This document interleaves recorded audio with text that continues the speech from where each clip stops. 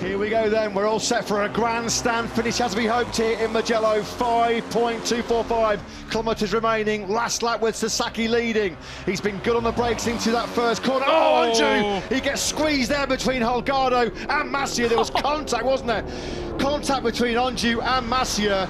You could almost throw a blanket over the top five as they exit the first corner. Coming out of turn one, though, it's Sasaki that leads. You just know that Anju is just going to absolutely go for it now. As Holgado now the inside of Ayumu Sasaki. That might well let Anju through on the inside of the Anju now on the outside. He's slotted into second place. Holgado now leads. They almost go five abreast, don't they, into turn number three. It's Holgado, then the World Championship leader, who's back at the front. Masia, the big loser here, he's been pushed back to fifth place. Alonso was wide, dropping down towards Casanova. And to play, that's allowed Sasaki back on through.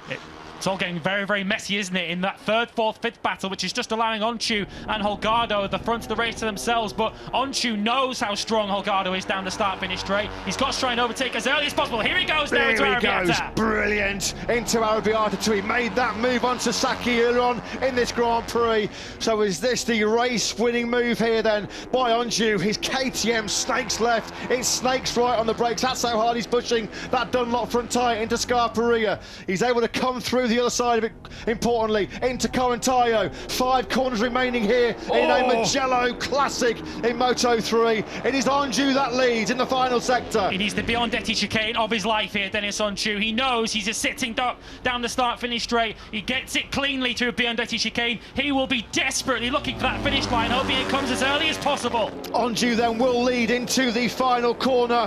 What can Holgado do? What can Sasaki do in terms of the slipstream? He has rolled the dice here, hasn't he? Anju. Is Dennis Anju going to take his first ever Grand Prix victory from pole position? Here comes Holgado, though, with the slipstream. Sasaki coming as well. Holgado's going to take it. Danny Holgado delivers some late heartache for poor old Dennis Anju, who rode an incredible race, and he lost it, what, 4 or 5 metres from the finish line. If that finish line was painted 5 metres further towards that last corner, Dennis Anju would be our victor. Colin Fire leads that second group over the line for a stunning 6th place.